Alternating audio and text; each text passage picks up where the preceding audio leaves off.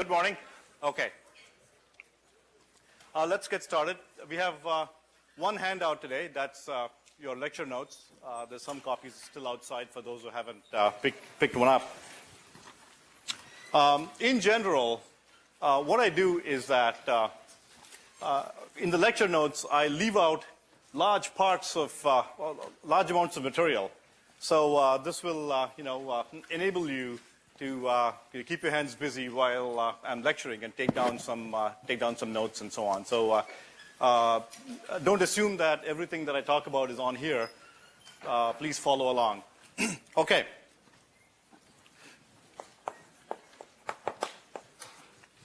So as is my usual practice, let me start with a quick review of what we covered so far.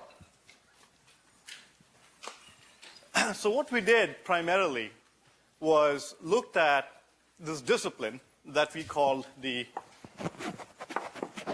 lumped matter discipline, which was very similar, very reminiscent of the point mass simplification in physics.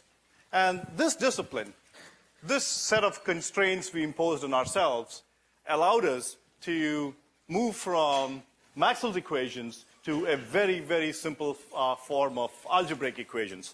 And specifically,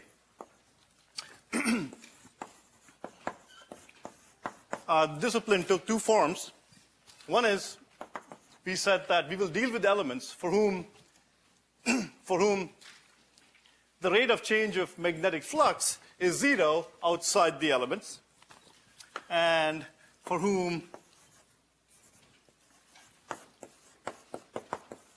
the rate of change of charge, amount of charge, inside the element was 0. So if I took any element, any element that I called a lumped circuit element, like a resistor or a voltage source, and I put a black box around it, then what I'm saying is that the net charge inside that is going to be 0. Now, this is not true in general. Okay, we will see examples where if you choose some piece of an element, for example, there might be charge buildup, but net inside the, if I put a box around the entire element, I'm going to assume that the rate of change of charge is going to be 0. So what this did was it enabled us to create the lumped circuit abstraction, where I could take elements, some element of this sort. This could be a resistor, a voltage source, or whatever.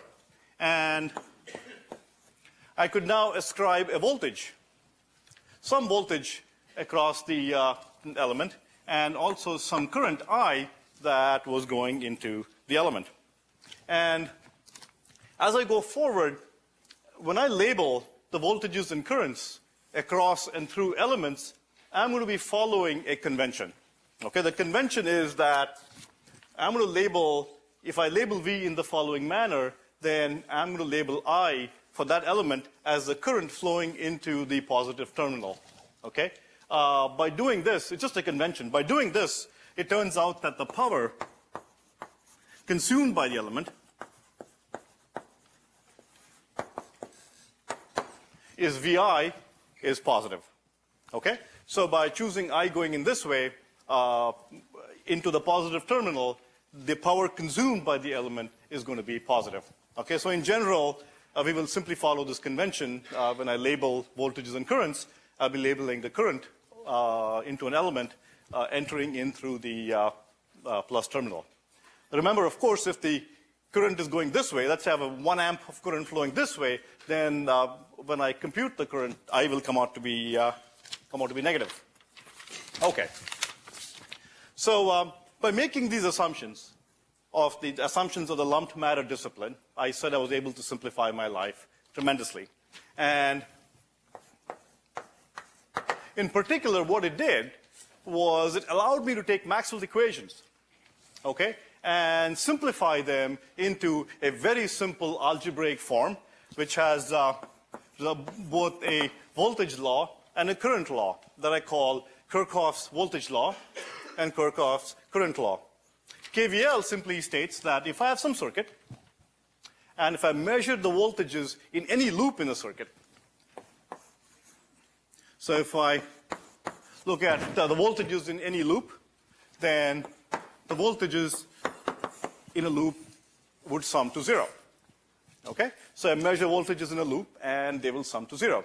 Similarly, for the current, if I take a node of a circuit,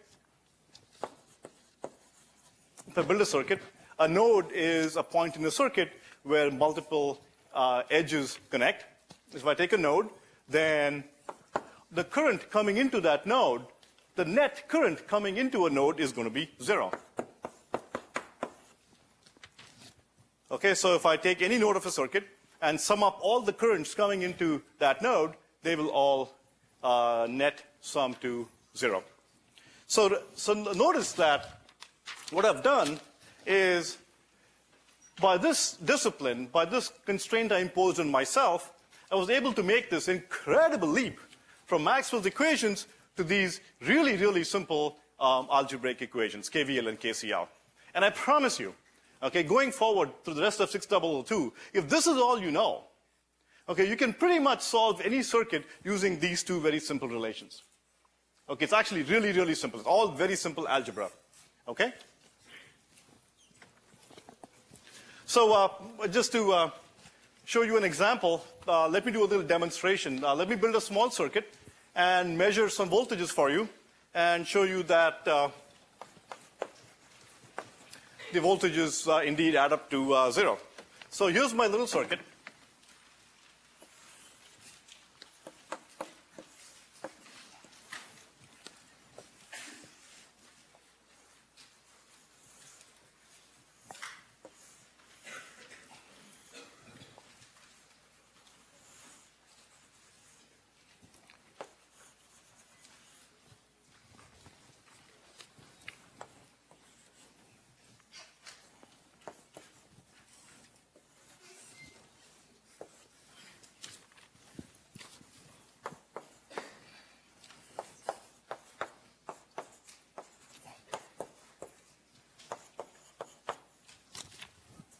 So I'm going to show you a simple circuit that looks like this, and let's go ahead and measure some voltages and currents. In terms of terminology, remember, this is called a loop. So if I start from the point C, and I travel through the voltage source, come to the node A, down through R1, and all the way down through R2, back to C, that's a loop. Similarly, this point A is a node where the resistor R1, the voltage source V0, and R4 are connected. Okay, just make sure your terminology is correct. So what I'll do is let me make some quick measurements for you and show you that these KVL and KCL are indeed true. So the circuit's up there. Could I have a volunteer? Any volunteer? All you have to do is write things on the board. Come on over.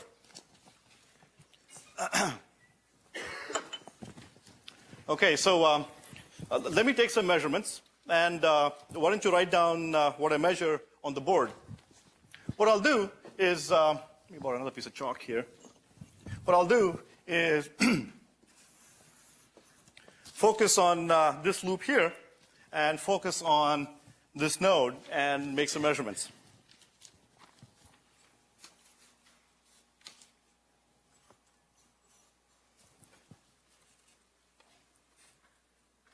All right, so you see the circuit up there?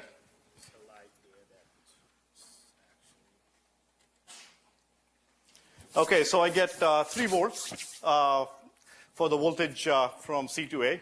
So I want to write down 3 volts.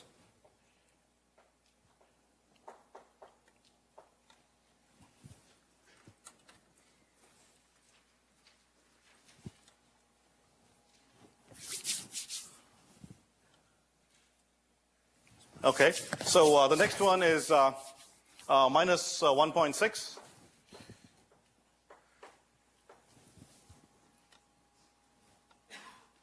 And so that will be, I'm doing AB, VAB. Okay, and then let me do the last one, and it is minus 1.37.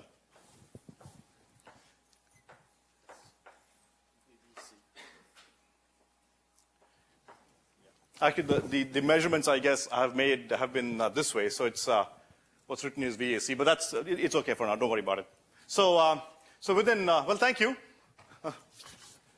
I appreciate your help here. Okay, so within bounds of experimental error, notice that if I add up these three voltages, they nicely sum up to 0. Okay. Next, let me focus on this node here, and at this node, let me go ahead and measure some currents.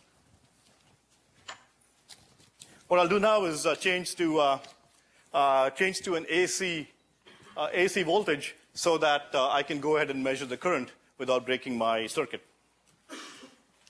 Okay, this time around, you'll get to see the measurements that I'm taking as well.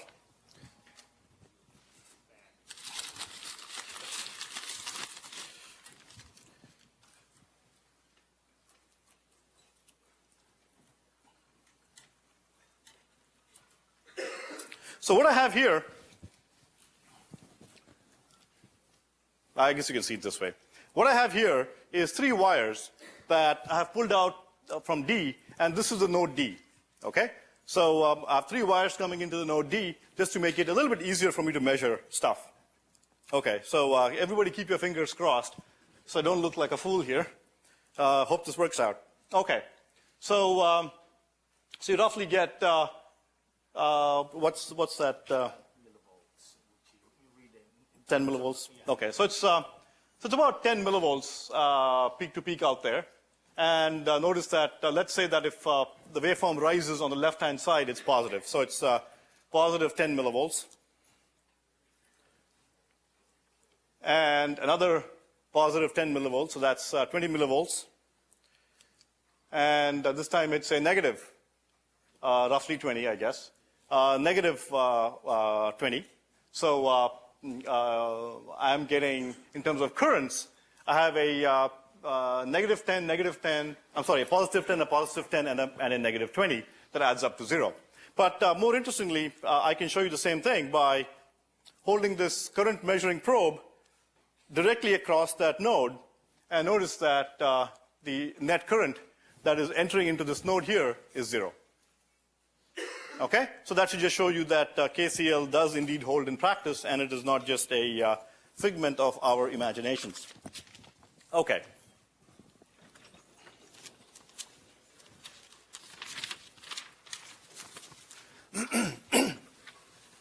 So before I go on, I wanted to point one other thing out. Notice that I've written down 2 assumptions of the lumped matter discipline. Okay?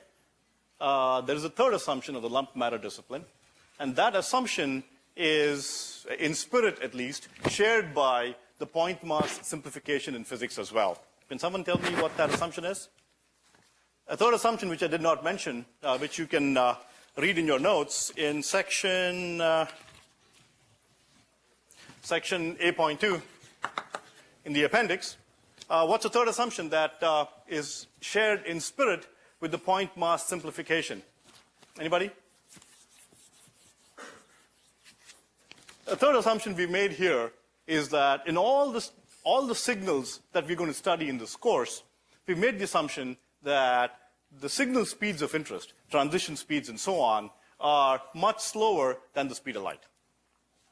Okay? That my signal transition speeds of interest are much slower than the speed of light. Remember, the laws of motion, the discrete laws of motion break down if your objects begin moving at the speed of light.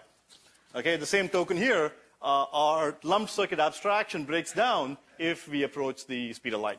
And there are follow-on courses that talk about waveguides and other distributed analysis techniques that deal with signals that travel at the speed, close to speeds of light.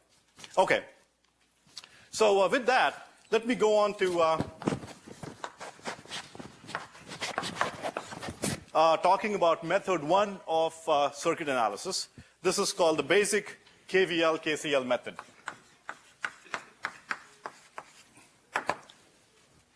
So just based on those 2 simple algebraic relations, I can analyze very interesting and complicated circuits.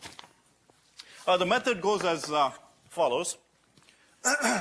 So let's say our goal is, given a circuit like this, our goal is to solve it. Okay, in this course, we will be doing two kinds of things, analysis and synthesis. Analysis says, given a circuit, okay, what can you tell me about the circuit? Okay, so we'll solve existing circuits for all the voltages and currents, voltages across elements and currents through those elements.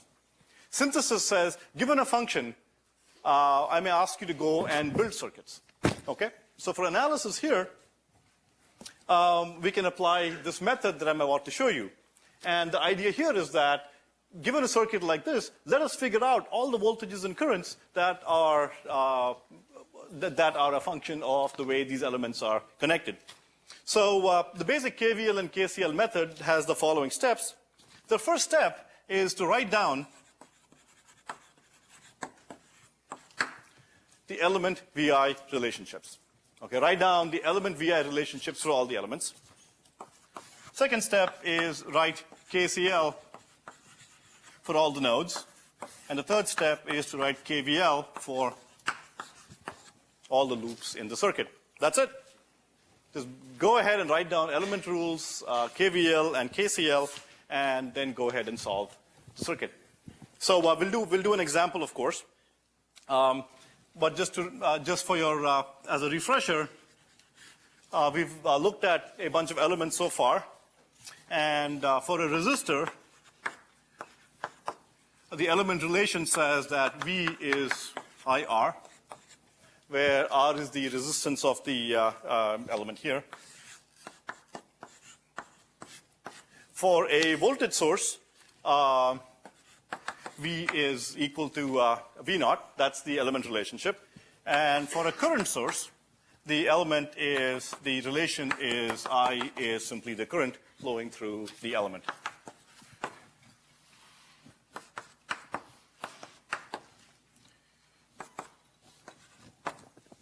Okay, so these are some of the simple element rules for the devices that the current source, voltage source, and the resistor. So let's go ahead and solve a simple circuit. And what I'll do is go ahead and solve this circuit for you. Okay, if you turn to page 5 of your notes, I'm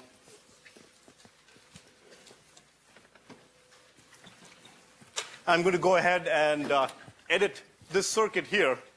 You can scribble the values on your notes on page 5.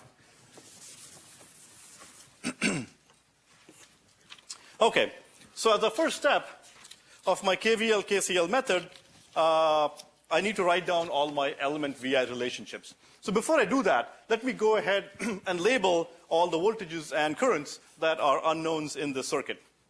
So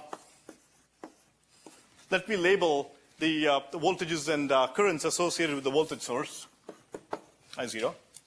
Notice I continue to follow this convention where whenever I label voltages and currents for an element, I will show the current going into the positive terminal of the element variable, okay, of the element variable voltage. So so here I have V naught and I naught. Let me pause here for 5 seconds and show you a point of confusion that happens sometimes. Oftentimes people confuse between what is called the element, the variable associated with the element versus the element value. Okay, notice that here, capital V naught is the voltage that this voltage source provides, while this name here, V naught, is simply a variable that we've used to label the voltage across that element. So similarly, I can label V1 as the voltage across the resistor, and I1 as the current flowing through the resistor.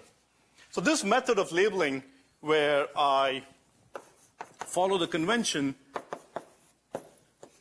that the current flows into the positive terminal, is called the associated variables discipline.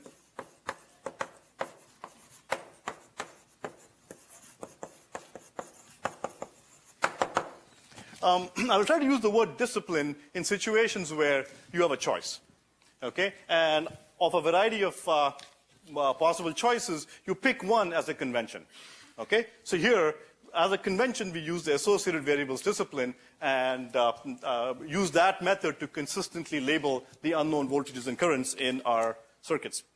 Okay, so let me continue the labeling here. V4, I4, I3, V3 here, and V2 and I2, V5 and I5. I think that's it. So I've gone ahead and labeled all my unknowns. So each of these voltages and currents are the voltages and currents associated with each of the elements, and my goal is to solve for these. Okay? So in terms of our solution here, let's follow the method that I outlined for you. So as a first step, I'm simply going to go ahead and write down all the element VI relationships. Okay, so as a first step, I'm going to go ahead and write down all the VI relationships. So can someone yell out for me the VI relationship for the voltage source?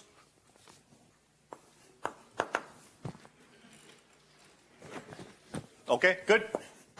So V0 is capital V0. That is that the variable V0 is simply equal to the voltage V0. Similarly, I can write the others. V1 is I1 R1. V2 is I2 R2, and so on. Okay? And I have 1, 2, 3, 4, 5, 6 elements, so I will get 6 such equations. Step 2, I'm going to go ahead and write KCL. KCL for the nodes in my system. And so let me start with node A. So for node A, I get, let me take as positive the currents going out of the node. So I get I0 flowing out plus I1 flowing out plus I4 flowing out, and they must sum to 0. Okay, for node A. Then I can go ahead and do the other nodes. Let's say, for example, I do node B. For node B, I have I2 going out, that's positive, I3, and I1 is coming in, so I get minus I1 equals 0. Okay, so I have 1, 2, 3, 4. I have 4 nodes. Okay, so I would get 4 equations. Okay, it turns out that the 4th equation is not independent. You can derive it from the others. So I get 3 independent equations out of this. I can then write KVL. And for KVL, I just go around my loops here. And let me go through the this first loop here in this manner. Okay, and a simple trick that I use, you have to be incredibly careful when you go through this in keeping your minuses and pluses correct. Okay, otherwise you can get hopelessly muddled. Once you label it, okay, you need to be sure that you get all your minuses and pluses correct. So for KVL, what I like to do is, let's say I start at C. Okay, let's say I start at C, and from C I'm going to go to A, from A I'm going to B, and from B I'm going to come back to C. Okay, that's how I traverse my loop. And the trick that I'm going to follow is, as my finger walks through that loop, I'm going to label the voltage as the first sign that I see for that voltage. Okay, so when I start from C and I go up, I start by punching into the element, the voltage source element, and then punch into it, I hit the minus sign for the V0. Okay, so I'm just going to write down minus V0 plus. Then I go through, and as I come up to A and go down to B, I punch to the plus sign of the V1. So that's plus V1. And then I punch into the plus sign of the V2, and so I get plus V2, and that is 0. Okay? Good. So that matches what you have in your notes as well. So this is the first equation. Similarly, I can go through my other loops and write down the equations for each of the loops. Okay? And a convention that I like to follow is, as I go through the loop, I write down as a sign for the voltage the first sign that I encounter for that element. Okay? You can do the exact opposite if you want just to be different. But, you know, as long as you stay consistent, you will be okay. All right. So in the same manner here, there are 4 loops that I can have, so 4 equations. Again, one of them turns out to be dependent on the others, so I end up getting 3 independent equations. So I get a total of 12 equations. There are 12 equations. There are 6 elements. Okay, voltage source and 5 resistors. So there are 6 unknown voltages and 6 unknown currents. Phew. So I have 12 equations and 12 unknowns. Okay, I can take all these equations and put them through a big crank and sit there and grind. And if I was really cruel, I'd give this as a homework problem and have you grind and grind and grind till you get your 6 voltages and 6 currents. Okay, it works. Okay, you get 12 equations, and this method just works.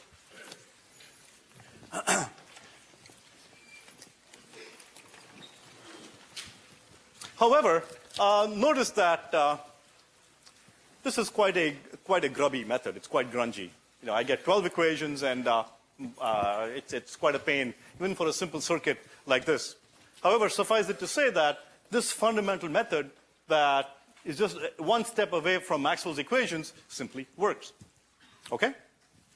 So what we'll do is, in the rest of this lecture, I'll introduce you to a couple more methods. One is an intuitive method, and another one called the node method is a little bit more formal, but is much more, I guess, much more terse than the KVL, KCL method.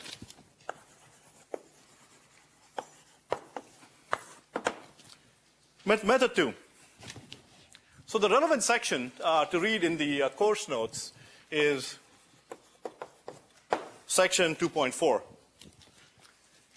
One of the things that I will be stressing this semester is intuition.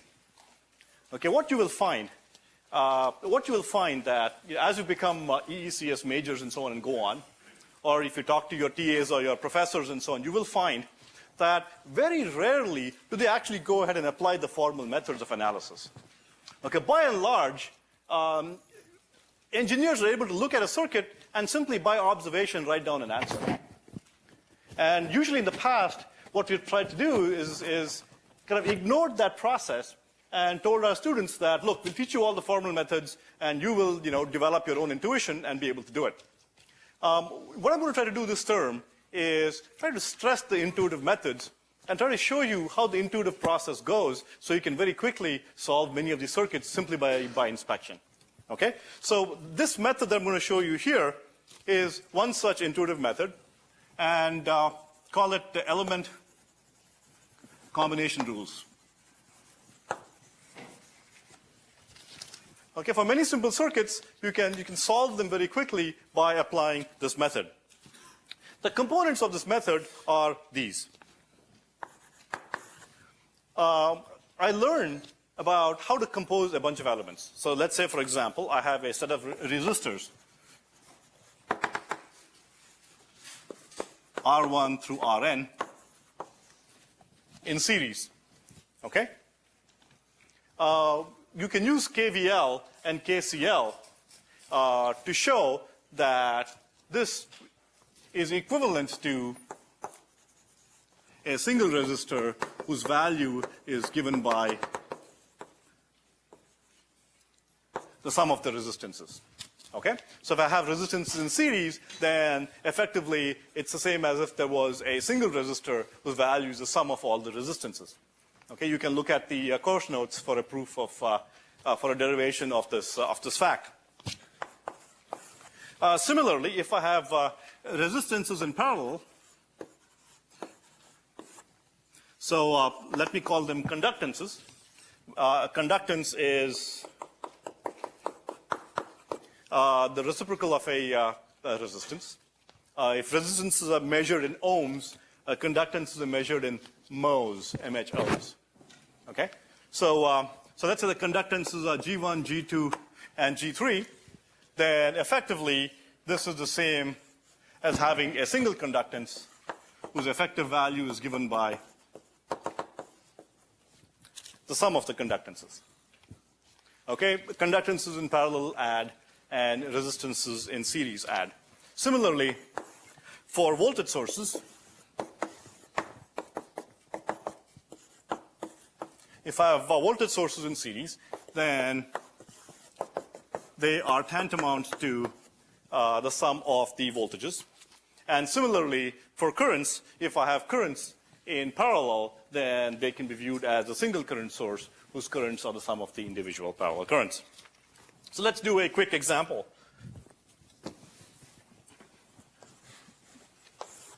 So let's do this example. So let's say I have a circuit that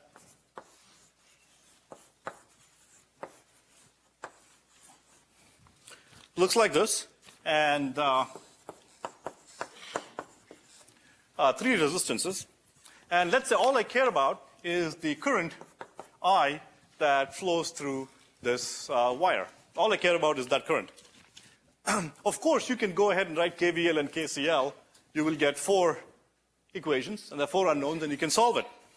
But I can apply my element combination rules and very quickly figure out what this, what the current I is, using the following technique.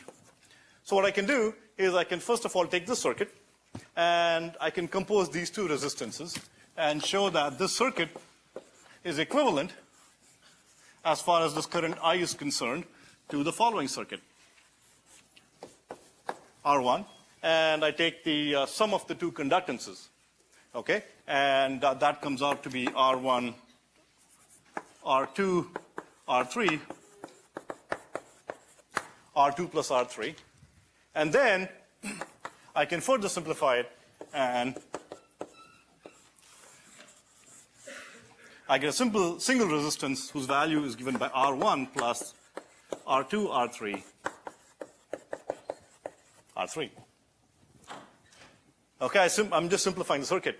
Now, from this circuit, I can get the answer that I need. I is simply the voltage V divided by R1 plus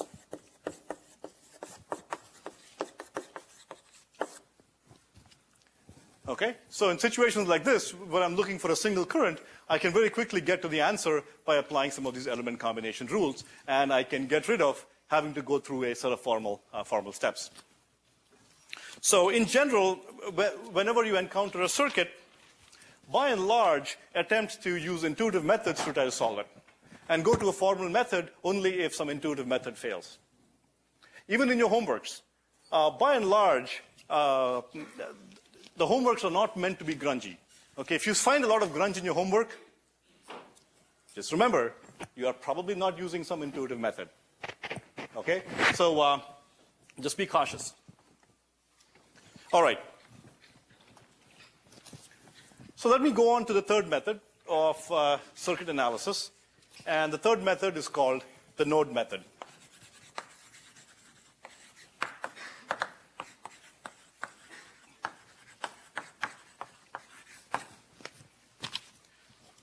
So the node method is simply a specific application of the KVL KCL method and results in a much, much more compact form of the final equations. If there's one method that you have to remember for life, then I would say just remember this method. Okay, the node method is the workhorse of the EECS industry. Okay, if there's one method that you want to consistently apply, then this is the one to remember.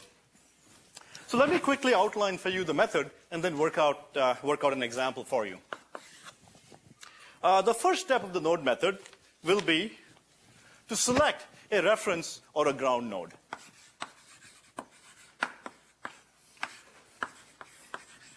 This is a symbol for a ground node. The ground node simply says that I'm going to denote voltages at that point to be 0 and measure all my other voltages with reference to that point.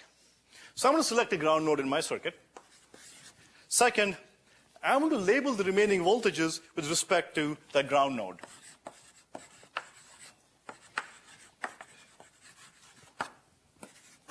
So label voltages for all the other nodes with respect to the ground node. Next, write KCL for each of the nodes, write KCL. Okay? Don't write KCL for the ground node. Remember, if you have n nodes, the node equations will give you n minus 1 independent equations. So write KCL for the nodes, but don't do so for the ground node. Then solve for the node voltages. So let's say when we label voltages, I'm going to be labeling them as E something or the other. So solve for the unknown node voltages. And then once I know all the voltages associated with the nodes, I can then back solve for all the branch voltages and currents. Okay, once I know all the node voltages, I can then go ahead and figure out all the branch voltages and the branch currents. So let's go ahead and apply this method and work out an example.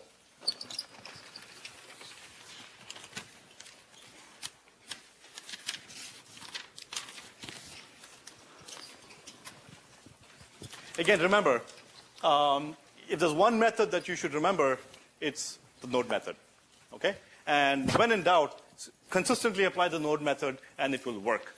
Whether the circuit's linear, non-linear, whether the resistors are built in the US or USSR, it doesn't matter. Okay? The node method will simply work, linear or non-linear. Okay? So what I'm going to do is I'm going to build a circuit that's my old faithful. It's our old faithful. Plus, I'll make it a little bit more complicated by adding in a current source. So let's go have some fun. Let's do this. So here's my voltage source as before.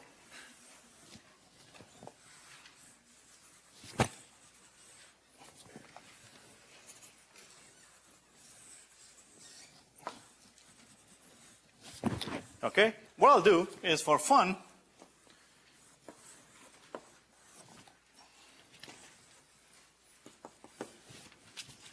add a current source out there, and you can convince yourselves that if you go and apply the KVL KCL method, it will really be a mess of equations.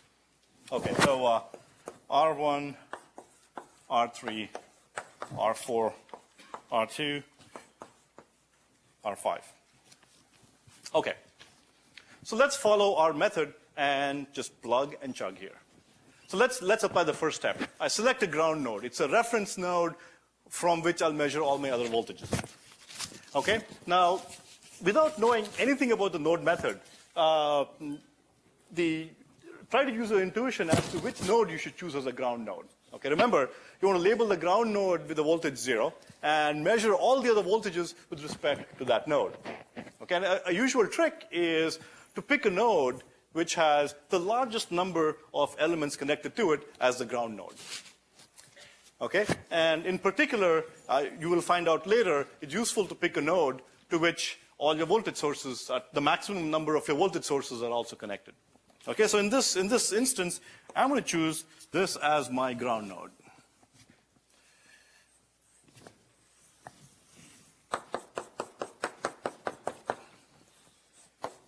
Okay, that's my first step. I chose that as my ground node, and I'm going to label that as having a voltage 0. Second step, I'll label the voltages of the other branches with respect to the ground node. Okay, so what I'll do is I have this node here. So I'm going to label that voltage E1. These are my unknowns. Remember, node method, because my node voltages are my unknowns. So I label this as E1. I label this one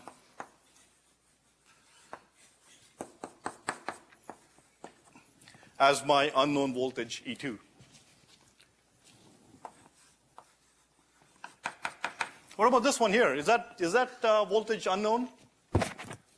No, I know what the voltage is because I know that this node is at a voltage V0 higher than the ground node. Okay? Notice that to go from here to here, I directly go through a voltage source, and so this node has voltage V0, and I'll simply write down V0. Okay? If you try to simplify the number of steps that you have to go through, so directly go ahead and write down the voltage V0 for that node. What I will also do is, for convenience, I am going to write down, I'm going to use conductances. So I'm going to use GI in place of 1 by Ri and write down a bunch of node equations. Okay, so step 1, I've chosen my ground node.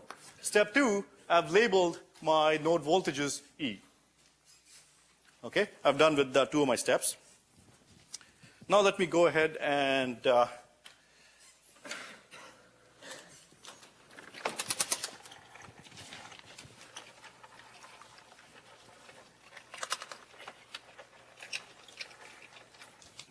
okay, so let me go ahead and apply step 3. And step 3 says, go ahead and apply KCL for each of the nodes at which you have an unknown node voltage. And then that will give you your equations. So let me start by applying KCL at E1.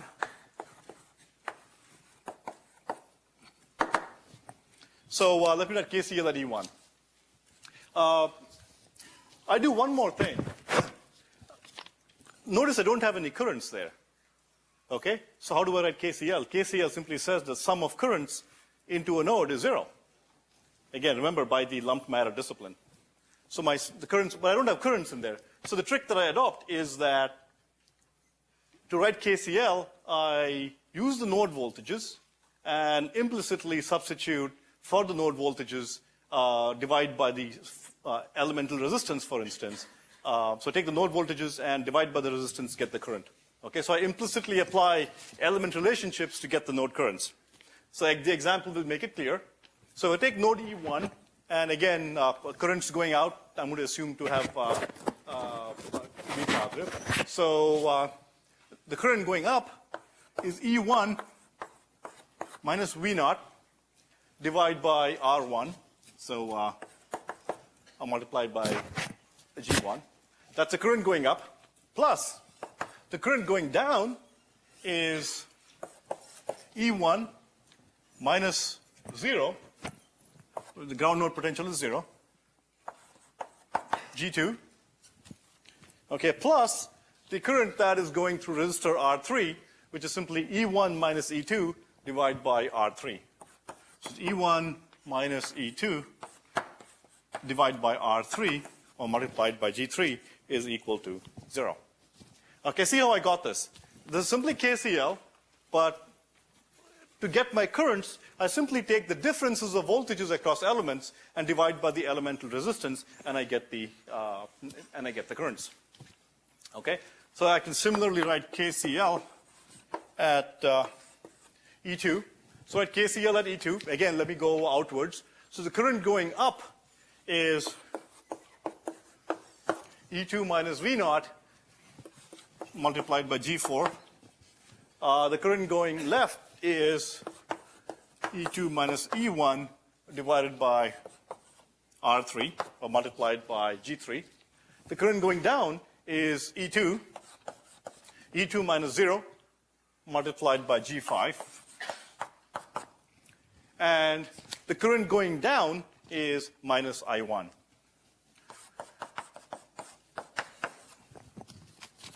Okay, you've got to be careful with your polarities here. So all the currents going out sum to 0. And so here are the currents that are going out at this point.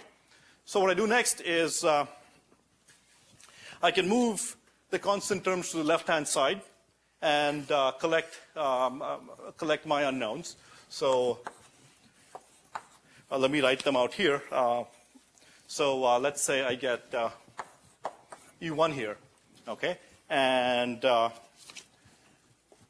so from this equation, I have V0 G1, which comes out here. So minus V0 G1 comes over to the other side. And let me collect all the values that multiply E1. So I get G1 is one example.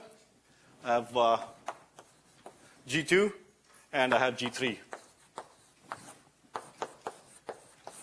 And then for E2, I have minus G3. Okay? So I've simply expressed this as the element voltages multiplied by some terms in parentheses, and I put my external sources on the right-hand side. Similarly, I go ahead and do the same thing here. In this instance, let me move my sources to the right. So I get I1 coming out there, and I get V0 G4 coming out there. By the way, I just want to mention to you that if you're looking to fall asleep, this is a good time to do so, because as soon as I write down these two equations, okay, from now on it's a nap time. There's nothing new that you're going to learn from here on. Okay, it's just Anant, Agarwal having fun at the blackboard, pushing symbols around.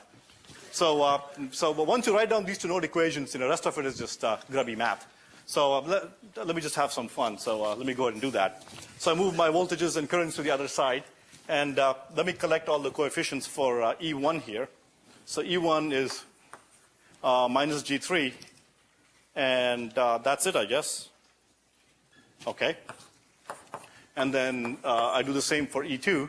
So I get G4, and I get G3, and I get G5. Okay? So notice here that I have two equations, and two unknowns. Okay, the two equations are on the right-hand side, I have some voltages and currents, which are my drive voltages and drive currents.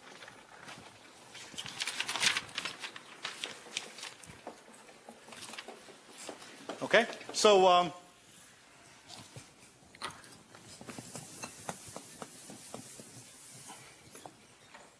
actually, this is getting quite boring, so I'm going to pause here and talk about something else. So you can take this and you can put this in matrix form. So I've done that for you on page 10. You can say, oh, matrix form, yeah, I know that. You can use any technique to solve it. Use algebraic techniques, use linear algebraic methods to solve it. Use a computer, whatever you want. And computers, when computers analyze circuits, they write down these equations and deal with solving matrices. So when you took a linear algebra class, how many people here have taken a linear algebra class? How many people here have heard of Gaussian elimination?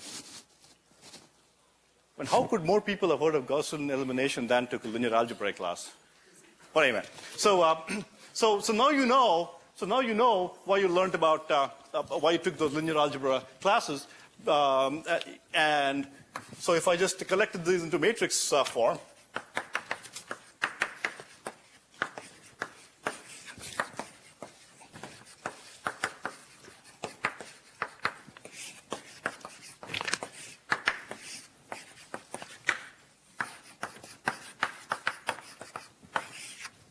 Okay, so I just simply express those two equations in linear algebraic form.